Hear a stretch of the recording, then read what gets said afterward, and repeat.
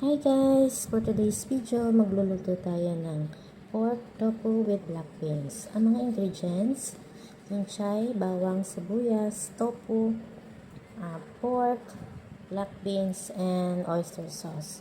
Ngayon, ang tofu ay hiniwa ko ng pa-cubes at i-fried natin siya.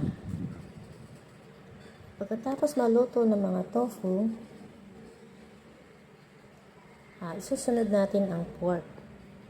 Lulutuin natin siyang mabuti hanggang sa lumambot. Ayan, maluluto na ang mga tofu. Ang niluto ko ang 4 to 5 servings lang yan. Ang tofu niyan, pa-square, parang mga 8 pieces. Ayan, ginisa ko na ang pork. Lalambutin natin siya. Iwan natin mga 3 to 5 minutes. And then, takpan muna natin.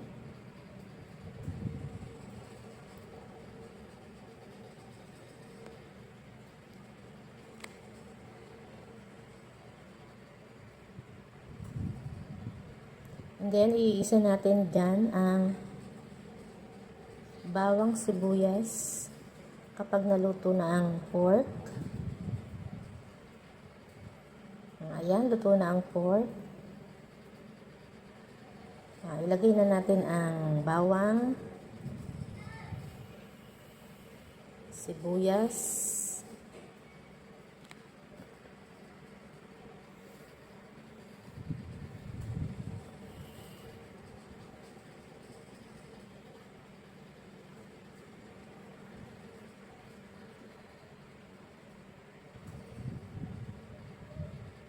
at nilagay ko na rin ang black beans.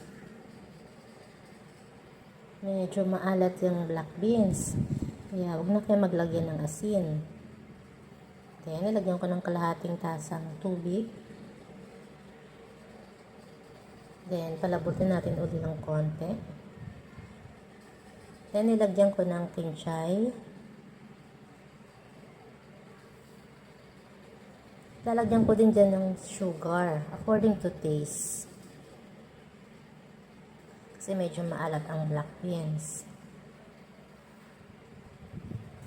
Kayo na po bahala magtimpla ayon sa inyong panlasa.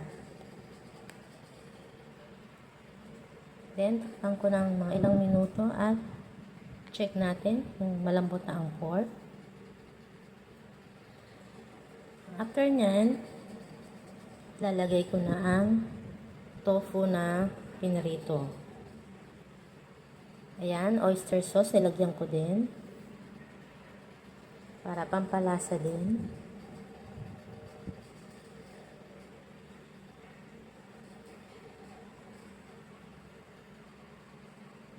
Ayan, nilagay ko na ang tofu.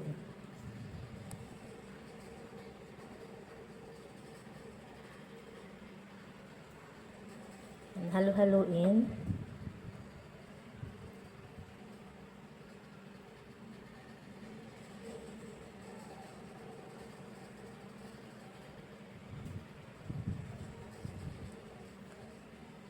Simmer muna natin mga 2 minutes.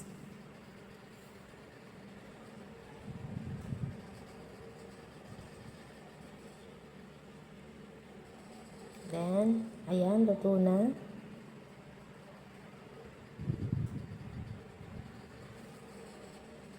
Then, pwede na tayong kumain.